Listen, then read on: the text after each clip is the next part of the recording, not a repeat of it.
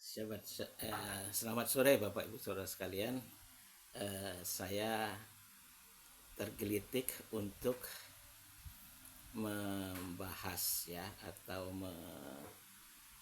bukan menyanggah juga, artinya meluruskan saja ya pemberitaan dari seorang hamba Tuhan. Yang orang hamba Tuhan ini S3 ya, dia dosen dari beberapa STT dan sekarang dia bikin gereja sendiri ya.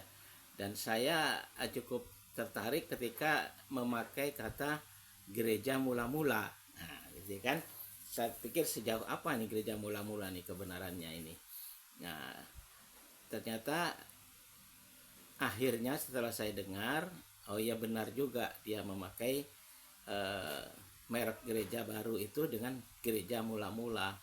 Ternyata memang sangat berbeda dengan jemaat mula-mula ya. Nah, karena rupanya dia memakai terminologi gereja itu memang ajarannya adalah ajaran dari bapak-bapak gereja, Bapak Ibu Saudara, yang notabene-nya semua bapak-bapak gereja church fathers itu adalah antisemit ya, antisemit dan tentunya anomian.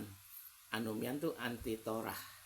Nah, ketika dia mengutip ayat itu, nah di situ saya tersentak seperti kena sengat kalajengking Bapak Ibu Saudara sekalian. Nah, kira-kira kata-katanya nih begini nih. Ini kawan kita nih. Lokasinya, disclaimernya, lokasinya GMM itu ada di daerah Pik. Itu tempat saya hindari benar-benar. Macet total ya. Itu tempat. Dan satu lagi, ketika kita mengadakan persekutuan online, yang join seluruh dunia malah. Malah sampai dari Amerika, Belanda, dari mana-mana join. Oke. Rabu malam. Oke. Tapi minggunya tetap service. Minggu tetap. Sunday service. Sabtu minggu tetap. Sabtu apa? Sabtu ada komunitas youth. Oh baik.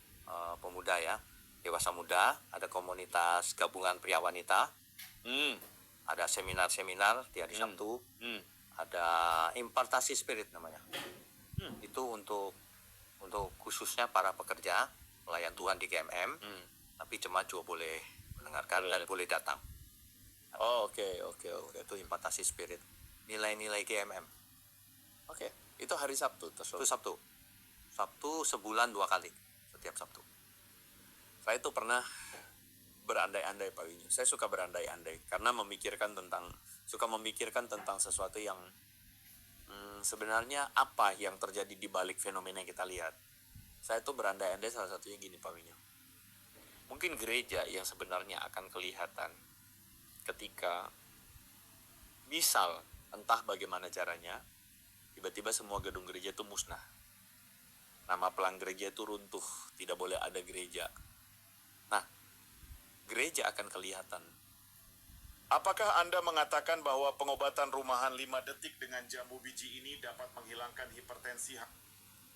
Di situ. Manakah yang benar-benar gereja? Ya. Karena gereja mula-mula begitu. Ya, gereja mula-mula itu tidak punya gedung gerejanya, tidak punya pelang gerejanya, dan orang tidak tanya, kamu aliran apa? Ya, betul. Itu gereja mula-mula. Ya, itu yang bikin saya tuh jadi notice ketika Pak Winyo nih gereja mula-mula. Saya langsung, oke. Menurut Pak Winyo gimana? Ya, jadi sebenarnya gereja itu jangan dibatasi oleh gedung. Dibatasi oleh gedung, oleh tradisi, oleh apalagi denominasi. Makanya ini bagus namanya 360. Serius, itu bagus. Oke. Jadi gereja itu harus menjangkau seluruh kalangan. Ya. Dari muda sampai usia lanjut, dari sekuler sampai semua bidang. Itu harus dijangkau. Ya. Mestinya begitu. Kan gereja nggak boleh bermusuhan satu sama lain harusnya.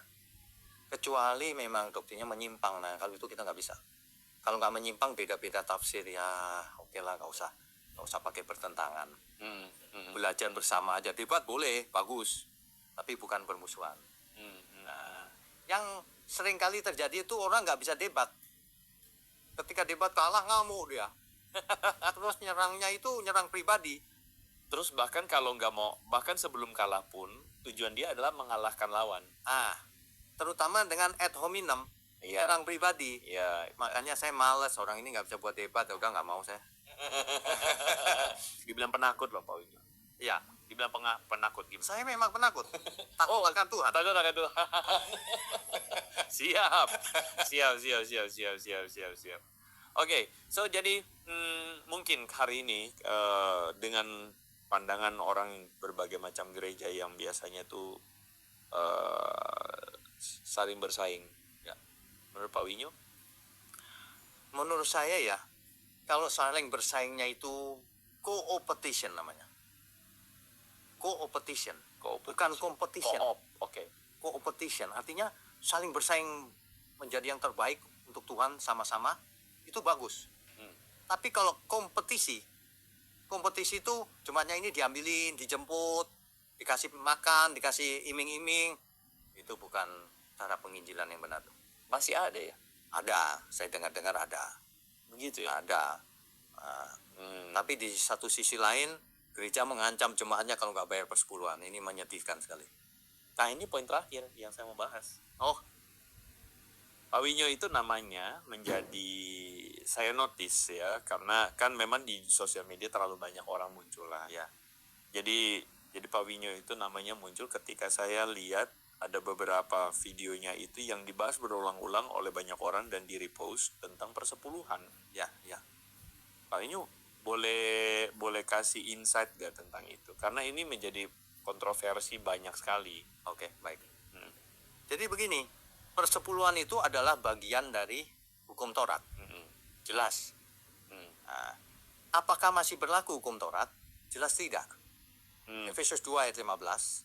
Oke. Dengan matinya ia sebagai manusia, ia telah membatalkan seluruh hukum Taurat dengan segala ketentuannya. Supaya keduanya menjadi satu. Keduanya itu Israel dan non-Israel. Baik. Gentile dan umat pilihan ini kan, supaya jadi satu di dalam Tuhan Yesus. Ya. Nah, jadi Taurat dibatalkan, sunat, korban bakaran dan sebagainya itu udah nggak perlu. Termasuk buah sulung, persepuluhan itu nggak perlu. Bukan nggak perlu, dibatalkan. Baik. Tapi banyak orang keberatan. Karena itu masalah uang. Baik. Mereka butuh uang. Saya nggak ini bukan nggak butuh uang loh. Gereja harus didukung. Setuju. Ya. Tapi bukan memakai hukum Taurat. Apalagi menyalahgunakan. Bukan. Orang sudah nggak punya, kesulitan. Iya, itu intinya yang saya tunggu-tunggu Bapak Ibu Saudara sekalian.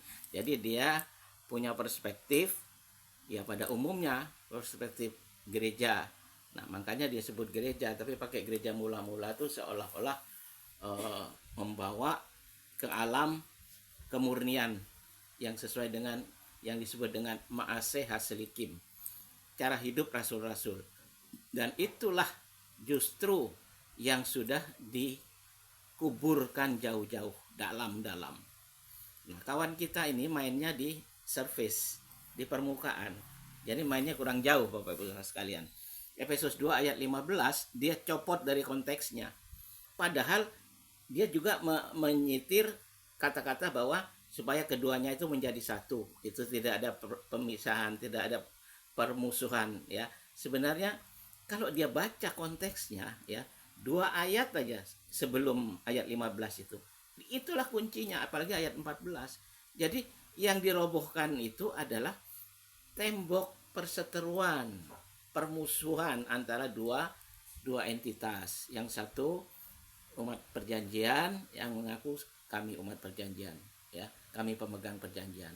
Sementara yang satu lagi, kami umat perjanjian baru, gitu ya. Nah, dan perjanjian lama itu hanya untuk orang Yahudi, perjanjian baru itu untuk non Yahudi, gitu. Nah, ya, ini kan hebat gitu ya. Dia punya pemikiran itu karena apa? Karena memang diajar dari STT yang dia pernah hidup di sana, bertumbuh di sana, dia belajar di STT Battle, kemudian dia mengajar di situ. Nah ya, berputar-putar di pengajarannya itu saja Bapak Saudara. Saya pikir dia gereja mula-mula, wah ini dia nih. Ternyata Sami Mawon. Kalau untuk mengenai nama saya sepakat, setuju ya. Nama Tuhan dia boleh lah. Cuman dia kan ya kembali saya katakan hanya di surface aja, di permukaan aja gitu. Dia tidak mengerti kenapa orang Ibrani tidak menyebut tetragrammaton itu, ya. Dia nggak tahu sejarahnya gitu. Dia hanya ambil ambil yang di pelajaran-pelajaran di buku-buku teologinya saja gitu. Nah, jadi oke, sekarang saya mau menjelaskan, meluruskan tentang Efesus 2 ayat 15. Dengan matinya sebagai manusia, ia telah membatalkan hukum Taurat dan segala ketentuannya untuk menciptakan keduanya menjadi satu gitu. Nah, ini kan lepas konteks. Sebenarnya apa yang disebut hukum Taurat itu? Ya, apa? Ternyata itu bukan Taurat, Bapak Ibu Saudara. Itu adalah aturan rabbinik dari orang-orang yang mengaku kami utusan dari Yerusalem. Ada di awal-awal di surat Kisah Para Rasul itu kan, kamu tahu betapa kerasnya larangan orang Yahudi untuk makan sehidangan. Nah, ini makan sehidangan. Nah, terus akhirnya berlakukanlah itu, tidak boleh makan sehidangan karena dianggap ini yang satu kosher, yang satu tame, ya, yang satu tahor, yang satu tame gitu ya.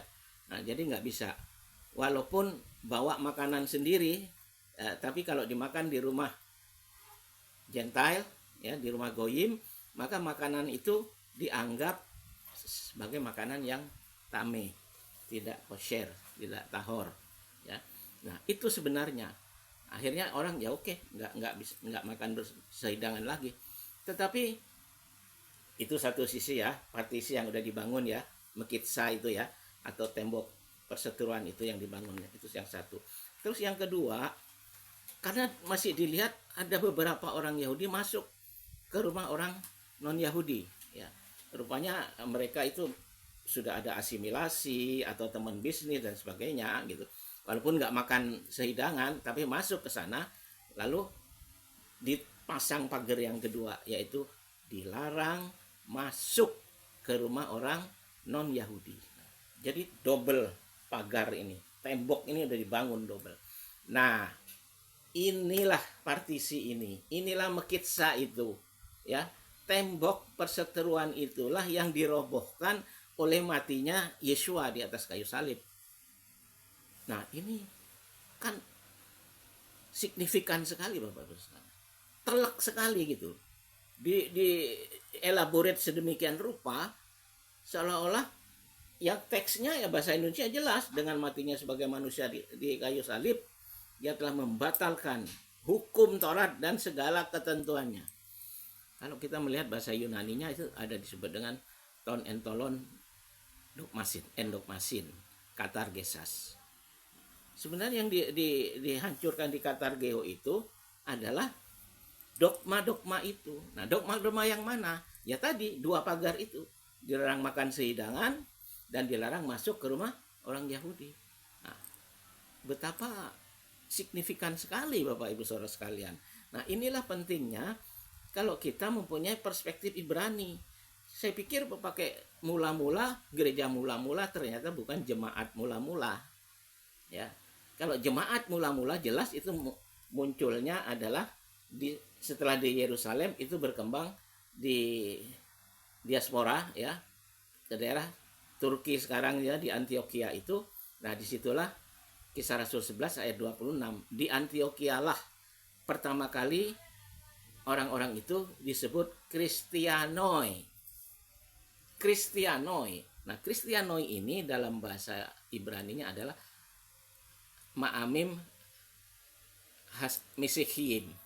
Ma'amim Misihim.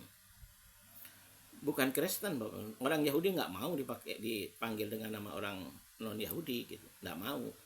Walaupun memang diberlakukan setelah itu harus makanan yang bangsa-bangsa itu yang melanggar Imamat 11 tuh. Terus nama-nama diganti, yang pria pakai us ya, jelas di situ. Padahal mereka itu orang Yahudi. Misalnya Stefanus, kan setelah mereka Stefanus dibunuh oleh orang-orang Yahudi, langsung diangkat orang Yahudi membunuh, menganiaya bangsa-bangsa atau non Yahudi. Salah. Orang Yahudi itu ya, yang dipimpin oleh Rabi Shaul itu, Paulus itu, dia naik kuda untuk mengejar-ngejar orang-orang. Yang dikejar siapa? Itu Haderek penganut jalan, pengikut Mesias, orang Yahudi asli, ya, atau Netsarim, pengikut Mesias yang dari Nazaret, gitu kan. Nah, itu yang dikejar-kejar. Lalu Stefanus itu siapa? Stefanus itu orang Yahudi, tapi dia orang Yahudi Hellenistes. Hellenistes ini adalah orang Yahudi yang berbahasa Yunani. Sedangkan orang Yahudi yang berbahasa Ibrani itu disebut Hebraios. Ini Bapak Ibu Saudara sekalian, harus membaca teksnya itu dengan tepat, ya. Ada di dalam konteks, ada frame-nya tuh di dalam konteks, nggak bisa dicabut begitu rupa. Walaupun dia bergelar S3, ini ya, saudara kita ini, ya kan, ini kan ada di podcastnya AT ya. Kalau saya ya, plesetkan sedikit, Andrew singular, ya, bukan jamak ya. Itu saya kebetulan karena tertarik, coba saya lihat, saya pikir bolehlah kita berkolaborasi, boleh ya kan, untuk kemajuan jemaat yang murni, jemaat yang tidak ada kerut dan cacatnya, supaya ketika rapture harpazo itu datang, kita terangkat, Bapak Ibu Saudara sekalian. Kalau kita masih carut marut, Bapak Ibu Saudara sekalian, nggak akan diangkat. Jangan sok GR, ya, merasa wah kita ini yang akan di rapture katanya begitu Bapak Saudara sekalian. Orang anomian anti Torah kok di rapture, gimana ceritanya? Ya, rapture itu apa? Dan peristiwa itu apa? Peristiwa itu ketika dibaca di dalam Wahyu 7 ayat 9. Selain 144.000 itu orang Yahudi asli dari 12 suku. Itu bukan Saksi Yehova, bukan Mormon, bukan apa. Itu orang Yahudi asli yang terima Yesua, terima Mesias Yesua sebagai Tuhan dan Juru Selamat.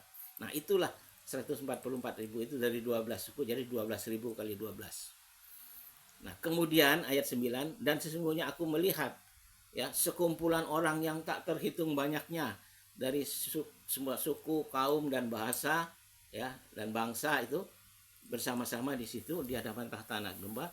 Mereka melambaikan lulafim, ya, bukan melambaikan palem.